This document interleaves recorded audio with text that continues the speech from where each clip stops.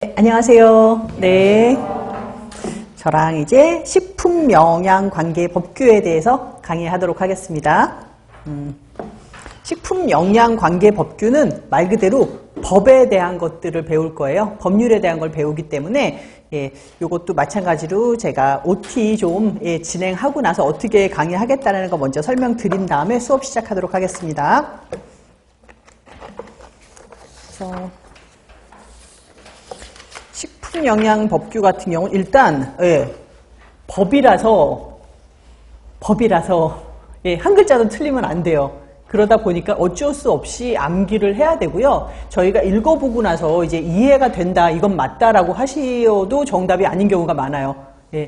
글자 하나까지 정확하게 맞추셔야 되는 것이 식품위생법규고요. 그리고 숫자 문제가 좀 많이 나와요. 왜냐하면 범칙금이라든가 벌칙이라든가 이런 게 좀 많이 바뀌고 있어요. 그래가지고 예전 같으면은 뭐 5년, 6년이 지나도 안 바뀌던 게 이제 1년에 2번씩 바뀌고 막 이러거든요. 왜냐하면 위생 자체가 너무 중요해졌고 특히나 뭐 안전관리 이런 게 중요해졌기 때문에 뭐 한 번 어긴 뭐 30만 원이다 갑자기 뭐 300만 원으로 바뀌고 또 바뀌어서 400만 원으로 바뀌고 이러거든요. 그러다 보니까 범칙금 외우는 게 조금 힘들 거예요.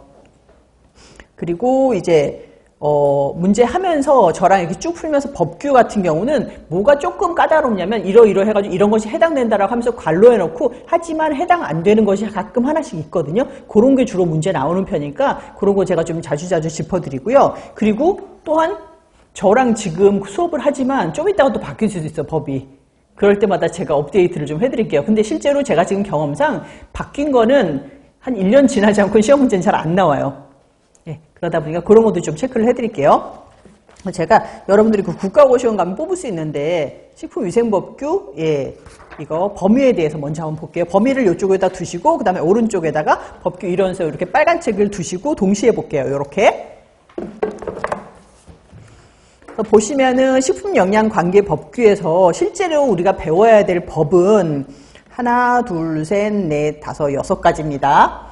그래서 메뉴에 나와 있는 게 식품위생법인데요. 아무래도 식품위생법이 제일 중요하다 보니까 식품위생법에서는 항상 5문제가 나왔었어요. 그래서 식품위생법의 총칙, 그 다음에 식품 등의 기준 규격과 판매 금지, 그 다음에 표시, 그리고 영업, 그 다음에 조리사 등, 그 다음에 보칙. 보칙에서는 이제 집단급식소하고 식중독에 대한 내용이 나오거든요. 그래서 요렇게 해서 5문제 정도 기출이 됐었고, 그 다음에 학교급식법이라고 있죠. 이것은 학교급식 관리 운영이 나오는데 여기서는 항상 한 문제가 나왔어요. 그리고 기타 관계법규에서 국민건강증진법이라는 게 나오는데 국민건강증진법에서도 문제 나오는 거는 국민영양조사하고 영양개선 요기에 대한 건데 여기는 한 문제가 나올 때도 있고 안 나올 때도 있었어요. 그리고 8장에서 보면 이제 국민영양관리법인데 여기서는 꾸준하게 한 문제가 나왔고요. 그리고 농수산물의 원산지 표시에 관한 법률이라고 했는데 여기서는 꼬박꼬박 한 문제씩 나왔습니다. 그 다음에 추가로 나오는 게 뭐냐면 식품 등의 표시 광고에 관한 법률인데 식품 표시 있잖아요. 여러분들 식품 같은 거 왜 마트 같은 데 가서도 봐도 칼로리라든가 표시된 거 있죠. 그게 식품 등의 표시거든요. 그거에 대한 문제가 한 문제가 나올 때도 있고 안 나올 때도 있었어요. 그러니까 지금 다 한 문제씩 나오면서 국민건강증진법하고 식품 등의 표시 광고에 대한 법률이 번갈아 가면서 하나씩 나왔었어요. 그러다 보면은 9문제죠. 그래서 식품영양관계법규 같은 경우는 2교시에 우리가 시험을 보는데 2교시 92번부터 100번까지 해서 9문제가 여기서 기출이 됩니다. 하지만 까다롭게 여기면은 굉장히 까다로울 수도 있는 게 법률이고 숫자가 많이 나오기 때문에 그런데 이게 좀 어려운 만큼 문제는 좀 쉽게 나오는 편이었어요. 그래서 항상 나오는 문제가 또 나오고 또 나오고 반복해서 나오기 때문에 제가 요거는 나왔던 문제 위주로 설명을 드릴 테니까 그렇게 해서 수업하시면은 이거 지금까지 어렵다고 하신 분은 많지는 않았어요. 그래서 이건 꾸준히 저랑 같이 수업해 나가도록 합시다. 제가 수업 방식은 여기 키워드 먼저 적어드리고 시작하도록 할게요. 일단 식품위생법의 목적. 목적. 그 다음에 용어 정리하고요. 그 다음에 식품 취급법까지 할게요.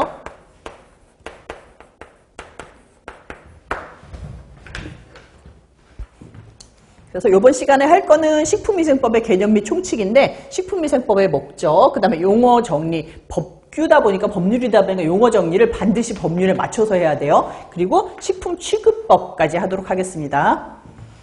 그래서 어떤 거든지 여러분들이 법령을 찾아보면은 무슨 식품위생법, 학교급식법 이렇게 나오잖아요. 그거를 보통 우리가 어떻게 결정할 수 있냐면 법률이라고 부르거든요.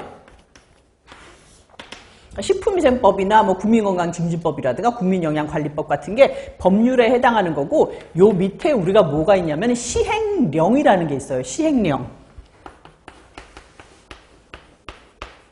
그 다음에 시행령에서도 못 담은 걸 우리가 시행규칙에서 담게 되거든요. 물론 이 가장 위에는 헌법이 있습니다. 우리나라는 가장 위에 있는 법이, 여기서 뭐 법률을 아무리 정하더라도 이거보다 우선하는 것이 헌법이니까. 근데 우리가 헌법을 배우는 건 아니니까 일단 여기서부터 이제 공부를 할 건데, 우리가 메뉴에 나오는 게 식품위생법이잖아요. 그럼 식품위생법이라는 법률이 있고 식품위생법 시행령이 있고 식품위생법 시행규칙이 있거든요. 그래서 이 세 가지를 다 봐야 되는데, 일단 법률에 나와 있지 않은 사항 같은 경우는 여기 구체적으로 나와 있고요. 여기도 구체적으로 나와 있지 않은 사항은 여기 시행규칙에서 찾아보면 돼요. 하지만 이거보다는 이게 우선이고 이거보다는 이게 우선이라는 거. 그래서 법률 같은 경우는 우리가 어디서 만들어요? 국회에서 만드시는 거잖아요. 그래서 국회에서 만들고, 시행령 같은 경우는 통상적으로 대통령령으로 구분이 돼요. 대통령령. 그래서 예를 들자면 식품위생법은 그냥 법률은 자체로 국회에서 만들고, 식품위생법 시행령은 대통령령으로 구분이 됩니다. 그리고 요 밑에 시행규칙은 그거보다 하나 더 낮은 거잖아요. 이거는 관할하는 부서령으로 돼요. 예를 들자면 국민건강증진법 같은 경우 국민건강증진이잖아요. 어느 부서에서 관할하게 해서 보건복지부에서 관할하거든요. 그럼 그건 어떻게 되냐면 보건복지부령이 되는 거예요. 이해되시죠? 예. 그래서 뭐 학교급식 같은 경우 교육부령 이런 식으로 거기 부서에 맞는 령이 돼요. 이거는 일반적으로 거의 다 대통령령이고, 시행령 같은 경우는, 근데 시행규칙은 각자 부서에 맞춰서 령이 되는데, 식품위생법은 사실 조금 중요하잖아요. 그러다 보니까는 요거보다 한 단계 위에 우리가 총리령이라고 불러요. 딴 거는 다 부서가 맡아서 하는데 이렇게 약간 좀 이렇게 중요한 거는 그냥 총리령으로 구분되는 수가 있습니다. 하지만 문제에 저거는 시행령에 나옵니까? 저거는 시행규칙에 나옵니까? 이런 문제는 안 나와요. 그냥 우리가 식품위생법 하면 그냥 다 총괄해가지고 여기에 해당되는 게 다 나온다라고 생각하시면 돼요. 그래서 보시면은 일단 제1장 식품위생법의 개념 및 총칙인데, 어쨌거나 1장에서 가장 중요한 거는 목적의 식품위생법 과연 뭐하러 만들었냐. 법률 중에서 가장 첫 번째 나오는 것이 목적이거든요. 그래서 1번 식품위생법의 구성인데, 식품위생법의 구성은 맨 아래쪽에 보면 제13장 102조라고 나와 있죠. 요거는 별표 하나만 할게요. 13장 102조. 로 구성이 되어 있고요. 1장에 보면은 이제 총칙이 나와 있고, 이게 1호에서 3호인데 이건 안 외우셔도 돼요. 그 다음에 제2장 같은 경우는 식품과 식품 첨가물, 이건 4에서 7호고, 그 다음에 3장의 기구와 용기 포장, 그 다음에 표시, 식품 등의 공전인데, 제6장에 검사 등 하고 나와 있잖아요. 요건 X표 할게요. 검사 등, 여기서는 문제가 거의 안 나와요. 그 다음에 7장 영업, 요거는 별표 하나만 할게요. 여기서는 영업 문제가 굉장히 많이 나오는 편이에요, 영업. 그 다음에 8장의 조리사, 그 다음에 9장의 식품위생심의위원회, 식품위생단체, 9장, 10장은 X표 할게요. 둘 다 거의 안 나와요. 그 다음에 11장의 시정명령과 허가 취소 및 행정제재 같은 경우는 제가 한 동그라미 할게요. 이것도 나와요. 그리고 12장의 보칙 나오는데, 보칙에서는 집단급식소하고 식중독에 대한 거 나오고요. 13장의 벌칙인데, 벌칙도 예전에는 별로 안 나왔었는데 요즘은 금액적인 거, 행정처분 같은 경우도 문제가 많이 나오는 편입니다. 그래서 이건 몽땅 제13장 102조로 구성이 되어 있고, 여러분들 나중에 이거 아셔야 될 게, 예를 들자면 법적으로 1장, 2장, 3장, 4장 쭉 나오잖아요. 근데 업데이트가 돼가지고 여기 예를 들자면 2장 같은 경우는 목적이 있어. 목적이 있는데 목적에 하나가 더 추가되잖아요. 그러면은 목적 플러스를 3장으로 만들고 쭉 4장으로 내리는 게 아니라, 법은 한 번 그 항으로 정해지면 그게 바뀌지 않아요. 3장 12조에 무슨 내용이 나왔어요. 근데 3장 12조에 무슨 내용이 없어졌어. 그러면 13조를 끌어당기는 게 아니라 그냥 계속 유지가 돼요. 내가 51조에 뭐 조리사에 대한 내용이다. 그럼 51조가 갑자기 영양사에 대한 내용으로 바뀌질 않아요. 조리사에 대한 내용이 갑자기 없어져. 그러면 51조가 없어지는 거예요. 그냥 공란이 되는 거예요. 그리고 52조가 그대로 이어지는 거야. 그래서 우리도 법하다 보면은 가다 보면 12, 13 나와 있는데 갑자기 15로 펄쩍 뛰고 이러면 여기 게 없어진 거예요. 그래서 법에 대한 건 항상 바뀌지 않기 때문에 이 내용이 갑자기 뭐 3조가 되고 이런 일은 거의 없다고 보시면 돼요. 그리고 만약에 추가가 돼. 그러면 저기 2조, 1조 3항에서 요게 2-2, 2-3, 2-4 요렇게 해서 내용이 점점 늘어나게 되는 거예요. 되시죠? 그래서 식품위생법은 법률 1007호로 결정이 됐고요. 언제? 1962년 1월 20일, 요거는 줄여놔 그어놓을게요. 식품위생법은 62년 1월 20일 날 제정이 됐어요. 그러면 식품위생법 시행령은 이거보다 더 뒤에 만들어졌겠죠. 이거는 62년 6월 12일 날 제정이 됐고요. 그리고 시행규칙 같은 경우는 62년 10월 10일 날 제정이 됐어요. 그리고 영양사에 관한 규칙이 이제 63년 6월 12일 날 제정이 됐었는데 요거는 국민영양관리법으로 많이 빠져나갔어요. 저희 하면서 국민영양관리법이 있었죠. 영양사에 대한 사항은 여기로 다 빠져나갔다고 보시면 돼요. 그리고 실제 우리가 배우는 뭐 원산지 표기법이라든가 식품 표시에 대한 것도 다 식품위생법에 있었는데 너무 내용이 많아지다 보니까 다 독립해서 나간 거예요, 밖으로.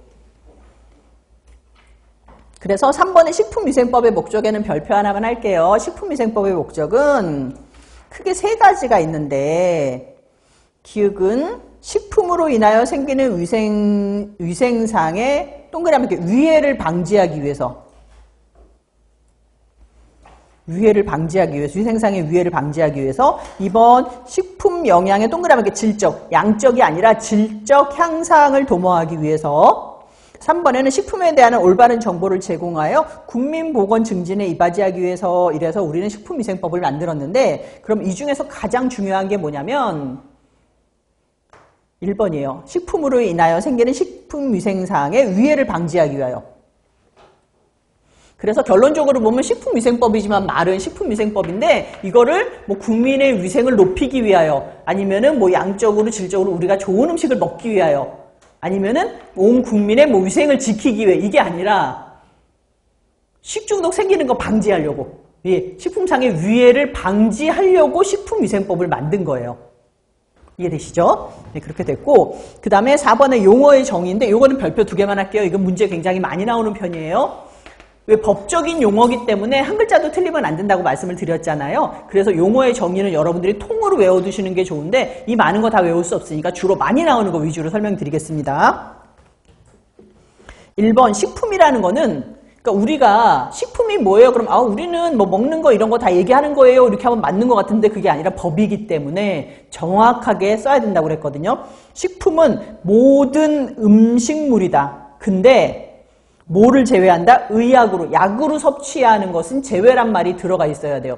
모든 식품 중에서 의약으로 섭취하는 것을 제외한 것을 우리는 식품위생법에서 식품이라고 부른다 라고 정의를 해주시면 돼요.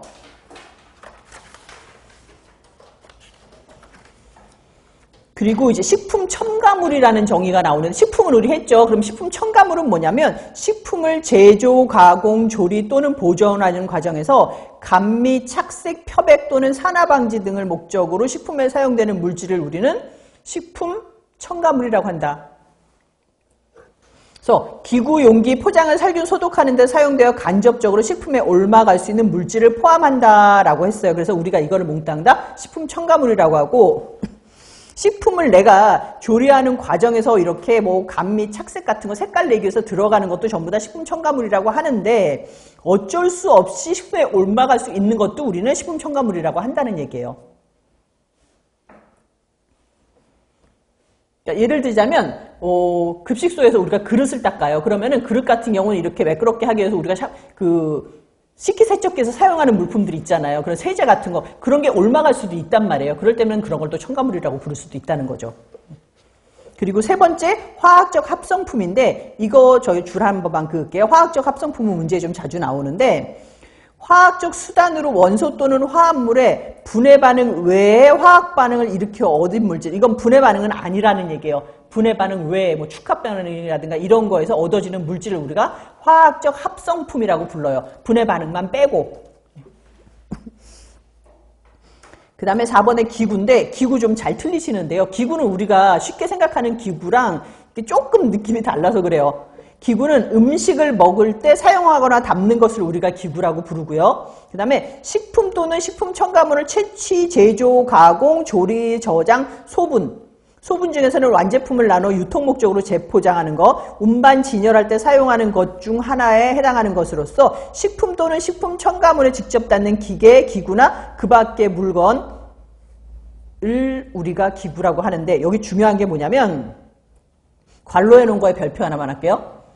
농업과 수산업에서 식품의 채취에 쓰는 기계, 기구나 그 밖의 물건을 제외한다라고 했어요.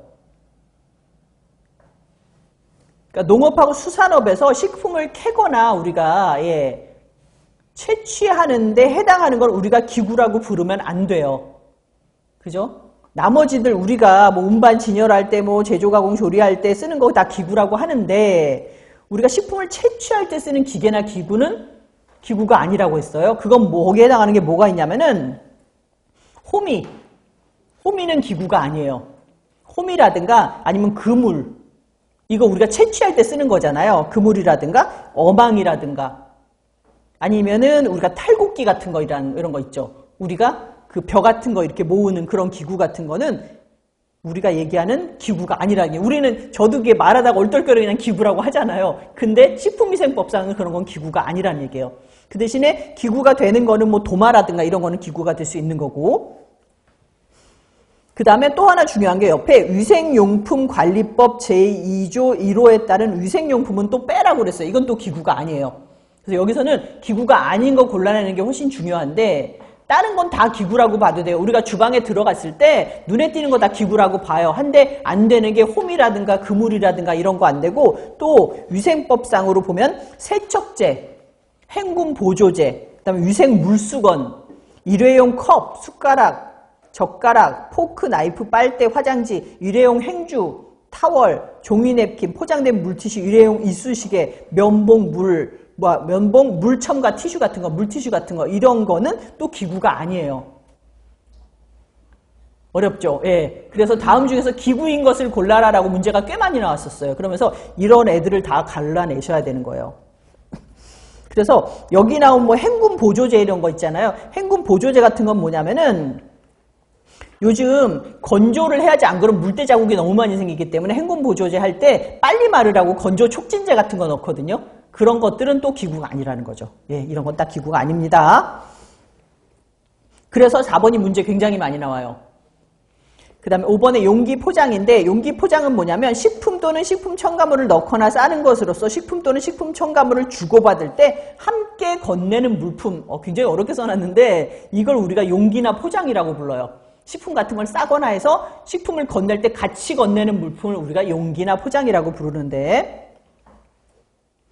밑에 공유주방이라고 또 나와 있죠. 공유주방이란 식품의 제조, 가공, 조리, 저장, 소분, 운반에 필요한 시설 또는 기계, 기구 등 여러 영업자가 함께 사용하거나 동일한 영업자가 여러 종류의 영업에 사용할 수 있는 시설 또는 기계, 기구 등이 갖춰진 장소다라고 해서 어떤 거냐면 요즘 배달만 하는 음식점들이 많잖아요. 그래서 저쪽에 큰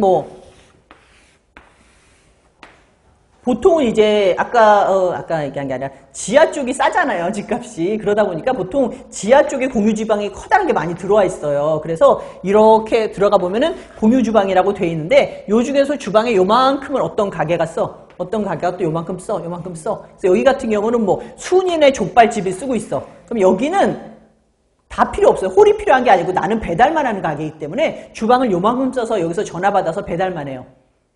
여기는 무슨 분식집이 쓰고 그래가지고 주방을 이렇게 여러 군데가 나눠 쓰고 있는 거, 이게 공유주방이에요.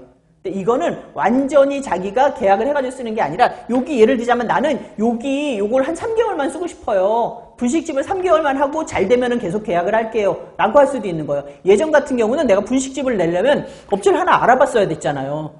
임대를 하거나 아니면 내가 사거나 했어야 되는데 요즘 그렇게 하지 말고 그냥 공유 주방을 빌려서 잠깐 장사를 하다가 잘 되면은 재계약을 하고 이러는 수도 있는 거예요.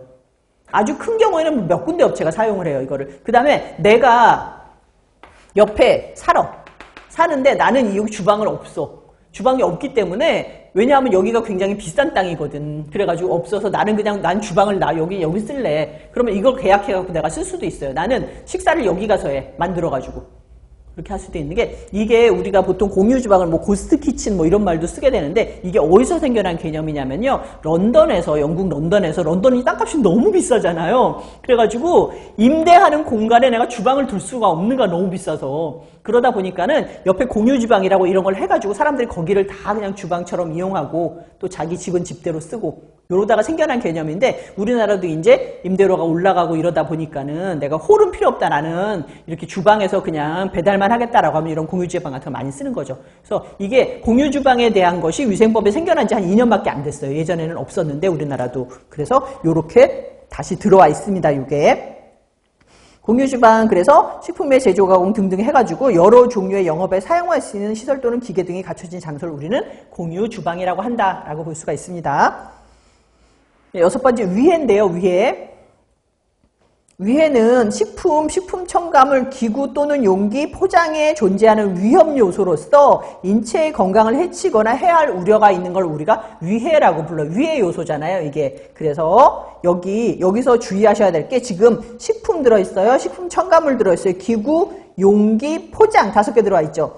우리 위쪽에 1번부터 2번, 3번, 4번, 5번까지가 전부 다 정의가 나와 있는 게 여기 있어요. 그래서 요거를 묶어서 식품부터 포장까지 묶어서 우리가 뭐라고 쓰냐면 식품 등이라고 해요. 식품위생법에는 앞으로 이게 나오면은 쭉 이렇게 하나, 둘, 셋, 넷, 5가지를 몽땅 다 쓰는 게 아니라 식품 등이라고 하면은 요거이다라는 거를 여러분들이 아셔야 돼요. 앞으로는 다 쓰지 않아요. 식품 등이라고 해놔요, 그냥.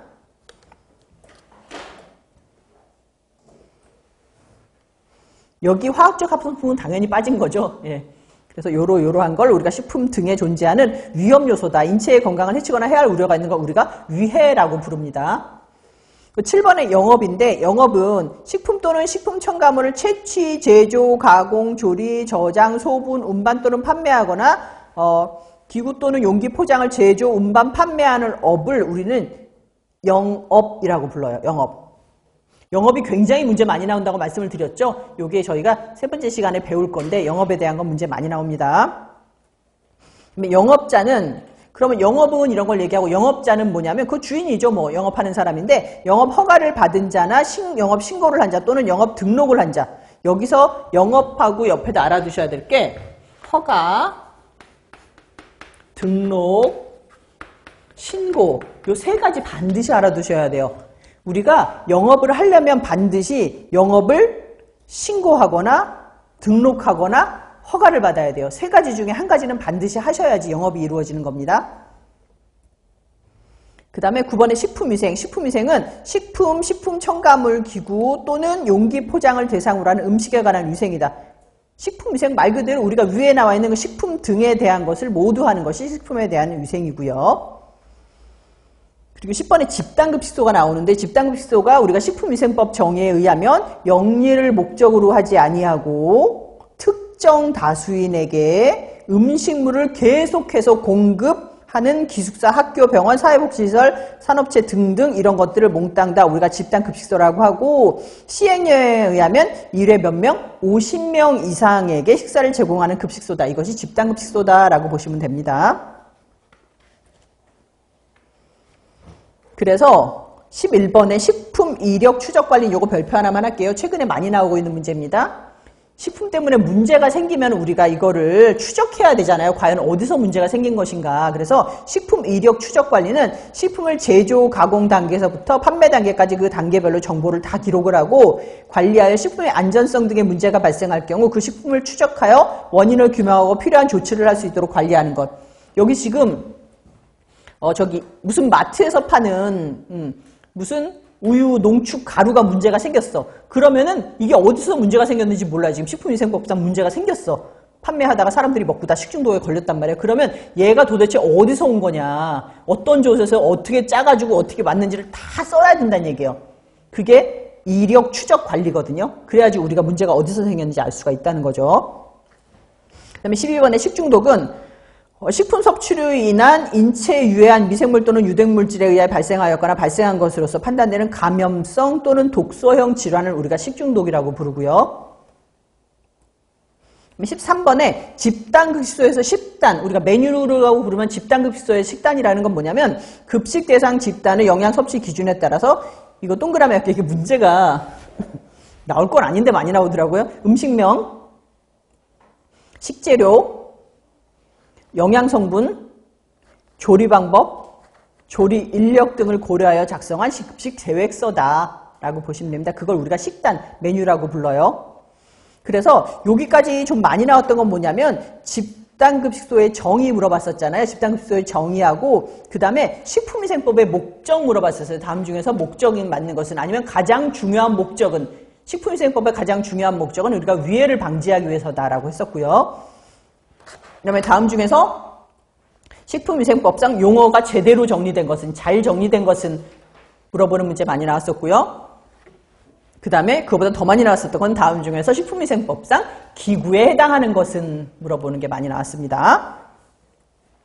그 다음에 마지막으로 이제 식품 취급법에 대해서 좀 할게요. 식품 등의 취급. 판매를 목적으로 식품 또는 식품 첨가물을 채취, 제조, 가공, 사용, 조리, 저장, 소분 또는 진열을 할 때는 당연히 깨끗하고 위생적으로 해야 된다.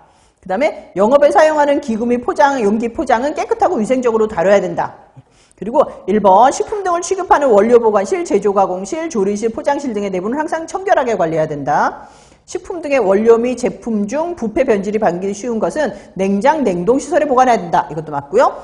식품 등의 보관, 운반, 진열 시에는 식품 등의 기준 및 규격이 정하고 있는 보존 및 유통기한, 소비기한이죠. 예, 적합하도록 관리해야 되고, 이 경우 냉동, 냉장 시설 및 운반 시설은 항상 정상적으로 작동해야 된다. 제가 읽고 있는데 제가 별로 안 중요한 거 그냥 읽기만 할 거예요, 이렇게. 왜냐하면 여러분들이 읽어보고 그냥 충분히 정상적인 상식 안에서 이해가 가능하다 그런 건 괜히 줄 꺼놓지 마세요. 그냥 하고 나서 이게 이해가 안 되는 것만 줄을 것이고, 지금 제가 읽는 거 너무너무 정상적인 범위예요. 이해하시잖아요. 당연히 깨끗하고 위생적으로 해야 되는 거죠. 그 다음에 식품 등의 제조, 가공, 조리 또는 포장에 직접 종사하는 사람은 당연히 위생모를 착용하는 등 개인적인 위생에 철저히 해야 된다. 그 다음에 제조, 가공하여 최소 판매 단위로 포장, 이거는 위생상 위해가 발생할 우려가 없도록 포장되고 제품의 용기 포장에 법 10조에 적합한 표시가 되어 있는 것을 말한다. 그러니까 최소 단위로 포장된 식품 또는 식품 첨가물을 허가를 받지 아니하거나 신고를 하지 아니하고 판매의 목적으로 포장을 뜯어 분할하여 판매해서는 아니 된다. 무슨 말이냐면 12개들이가 들어있어. 근데 내가 이걸 판매하려고 마음대로 뜯어서 하나씩 팔지 말란 얘기예요. 이게 되시죠? 예. 예를 들자면은, 뭐, 이렇게 내가 큰 포장에 이제 뭐, 비누라든가 아니면은 뭐, 식품 같은 경우도 뭐, 가루 분말 아니면은 뭐, 우유 제품 같은 게 포장이 돼가지고 12개 들이로 돼 있으면 내가 그걸 판매하려고 뜯지 말란 얘기예요. 소분하지 말란 얘기죠.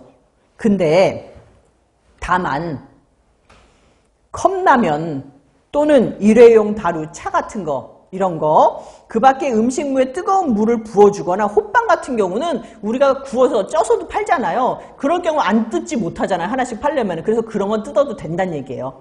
예, 그래서 호빵 등을 따뜻하게 데워 판매하기 위해서는 분할하는 경우는 제외한다. 여러분들 저랑 법 배우다 보면은 빠져나갈 구멍이 많아요. 법은 딱 정해져 있는데 하지만 이렇다라는 게 많거든요. 문제는 하지만 이렇다 해서 많이 나와요. 그래서 이건 당연히 안 되는데 컵라면 이런 건 된다. 호빵도 뜯어도 된다. 라고 얘기하고 있어요. 일회용 다류 같은 경우는 차 같은 거, 티백 같은 거 이런 거 내가 물 부어주려면은 저기 마트에서 원래 뜯어가지고 팔면 안 되잖아요. 그거 이렇게 녹차 같은 거 티백 하나 이렇게 주지는 않잖아요. 하지만 내가 거기다 물을 부어서 줘야 될 경우는 뜯어도 된다는 얘기예요.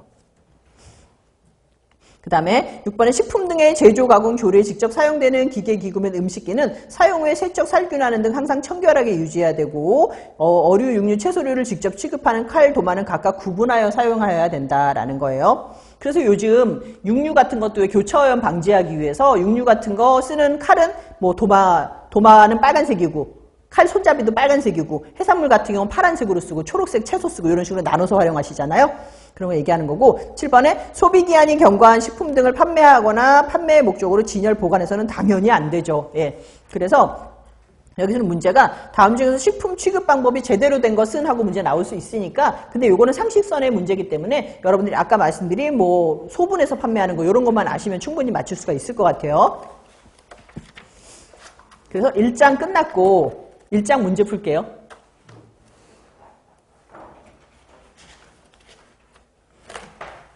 일장 저랑 이거 공부하고 나니까는 좀 만만해 보이죠? 식품위생법이. 예. 그리고 나오는 문제도 항상 비슷하니까요. 제가 계속 반복해서 풀어드릴게요. 1번 식품위생법의 개념 및 총칙 해가지고 1번 식품위생관계법규의 체계를 순서대로 나열시 가장 상위의 법은이라고 했는데 일단 식품위생법이 가장 위, 그 다음에 식품위생법 시행령, 그 다음에 식품위생법 시행규칙이라고 그랬어요. 가장 위에 오는 거는 식품위생법 1번이죠. 2번 식품위생법에서 다루는 내용이 아닌 것은 1번 식품의 기준과 규격 맞습니다. 2번 조리사의 결격 사유도 나와요. 그리고 3번에 식품영업의 시설 기준도 나오고 그 다음에 식품위생단체도 나오는데 국민영양조사 및 지도라는 거는 국민건강영양조사는 어디 나오냐면 국민건강증진법에 나와요. 원래 식품위생법에 있지만 이게 독립이 됐습니다. 그래서 국민건강증진법에 있는 내용이다. 4번은 3번 식품위생법의 목적으로 옳지 않은 것은 이라고 하는데 1번 식품 영양의 질적 향상도 뭐 맞고요. 그 다음에 3번에 국민보건증진에 의하지 4번에 식품에 관한 올바른 정보 제공 5번에 식품으로 인한 위생상의 위해 방지 맞는데 이번에 부정식품 제조업자의 가중처벌은 식품위생법에 나와 있지는 않습니다. 이건 목적이 아니에요. 그래서 정답 2번이죠. 그러면 3번 중에서 가장 중요한 목적이 뭐예요? 5번이죠. 우리가 식품으로 인한 위생상의 위해 방지 이게 5번이라고 볼 수 있습니다. 그래서 3번의 정답은 2번이고 그리고 4번에 집단급식소의 정의에 해당되지 않는 것은 이라고 했는데 1번 영리를 목적으로 하지 않는다. 맞습니다. 2번 계속적으로 식사를 제공한다. 맞고요. 3번에 기숙사 학교 등등등에서 급식시설 등을 말한다. 맞죠. 그리고 4번에 불특정 다수인에게 식사를 제공한다? 아니다. 특정 다수인에게 식사를 제공한다라고 해야 맞습니다. 4번이 맞는 답이고 5번에 1회 50인 이상에게 식사를 제공한다. 이거 맞죠. 정답 4번입니다. 5번에 식품위생법에서 정의하는 기구로 볼 수 없는 것이라고 했거든요. 기구 아까 말씀드렸죠. 홈이라든가 그물이라든가 이런 거 안 된다고. 그러면 1번에 식칼 맞습니다. 2번에 음식기, 그릇 맞고요. 그 다음에 4번에 차규기 이것도 맞습니다. 5번에 도마도 맞고요. 근데 그물은 기구가 아니에요. 정답 3번이죠. 6번에 다음 중에서 식품위생관계법규의 근거로 옳은 것은 이라고 했는데 식품위생법 중에서 가장 위에 법률, 시행령은 대통령령, 시행규칙은 총리령. 정답 3번입니다. 그 다음에 7번에 다음 중에서 식품위생법의 용어 정의에 대한 설명으로 옳지 않은 것은 이라고 하는데 1번 기구는 식품 또는 첨가물에 직접 닿는 기계, 기구나 물건을 말한다. 맞죠? 2번에 식품은 의약품을 제외한 모든 음식물을 말한다. 맞습니다. 3번에 식품 첨가물은 식품을 제조, 가공, 조리, 보존하는 과정에서 감 및 착색, 표적 등의 산화 방지 등을 목적으로 사용되는 물질을 말한다. 맞습니다. 4번에 용기 포장은 식품 또는 첨가물을 담아서 파는 그릇을 말한다. 맞는데 법적으로는 이렇게 얘기 안 했어요. 우리가. 그죠? 그래서 우리가 이걸 갖다가 식품 등은 이런 첨가물을 넣어서 우리가 싸는 것으로서 식품을 줄 때 함께 건네는 것을 우리는 용기나 포장이라고 불렀습니다. 이거 틀린 답이죠. 정답 4번. 그리고 5번의 화학적 합성품은 화학적 수단으로서 원소 또는 화합물의 분해 반응 외 화학 반응. 이것도 맞죠. 정답은 4번이죠. 여기선. 8번에 집단급식소의 식단 작성 시 고려하지 않아도 되는 것은 이게 문제가 참 애매한 게 여러분들이 이걸 읽는다면 상식적으로는 당연히 영양 섭취량이 들어가야 되는데 아까 제가 동그라미 해놓은 거 몇 개 있었잖아요. 거기는 영양 섭취량이 없었어요. 그래서 음식명, 식재료, 영양성분, 조리방법, 그 다음에 조리원 이런 거 나와 있었죠. 그래서 아닌 거는 1번이에요. 9번에 다음 중에서 식품위생법이 최초로 공포 제정된 시기가 언제냐면 1962년 1월 20일. 정답 2번. 10번에는 식품위생의 규제 대상이 아닌 항목은 이라고 했는데 우리 아까 용어 정리 쭉 나왔었죠. 그거 아닌 거 고르면 되는 거예요. 식품위생법에 안 나와 있는 거. 1번 첨가물 나와 있었죠. 2번 기구 용기 포장 나와 있었죠. 3번 식품 및 음식물 나와 있었고요. 5번에 식품 첨가물 기구 용기 나왔는데 4번에 식품 조리 방법이라는 건 없었어요. 정답 4번이죠. 11번에 식품위생법의 가장 중요한 목적 고르라고 그랬어요. 가장 중요한 목적은 식품으로 인한 위생상의 위해 방지. 정답 5번입니다. 12번에 다음 설명 중에서 옳게 설명한 것은 이라고 했는데 1번 식품위생법 중 시행규칙은 대통령령이다. 시행규칙은 총리령이다 라고 했어요. 2번에 식품위생법은 식품산업의 발전을 위해 공포된 법률이다 라고 했는데 식품산업의 발전을 위해서 만든 게 아니라 뭐 때문에? 식품의 위해를 방지하려고 만든 법률이었어요. 2번 틀렸죠. 3번에 식품위생법 시행령은 식품위생법과 식품위생법 시행규칙에 관한 세부 조항이다? 아니에요. 식품위생법 시행령이 아니라 가장 밑에 낀 게 누구다? 시행규칙이에요. 시행규칙이 식품위생법과 식품위생법 시행령을 우리가 에 대한 세부 조항이라고 볼 수 있죠. 그래서 정답 3번도 틀렸어요. 이해되시죠? 어떻게 바뀌어야 돼요? 식품위생법 시행령이 아니라 시행규칙이라고 바뀌어야 돼요. 시행규칙은 식품위생법과 식품위생법 시행령에 관한 세부 조항이다 라고 하셔야 맞습니다. 4번에 식품위생은 식품 첨가물, 기구, 용기, 포장을 대상으로 한 음식에 관한 모든 위생이다. 이게 맞네요. 정답 4번.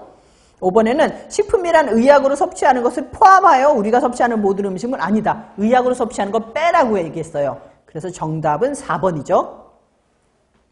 13번에 식품위생법에서 규제하고 있는 내용이 아닌 것은 이라고 했는데 1번 기구, 용기, 포장 들어가 있었습니다. 2번에 식품 첨가물도 들어가 있었죠. 그리고 4번에 유전자 변형식품도 나중에 보면 들어가요. 그 다음에 5번에 식품안전관리 인증 해썹도 들어가거든요.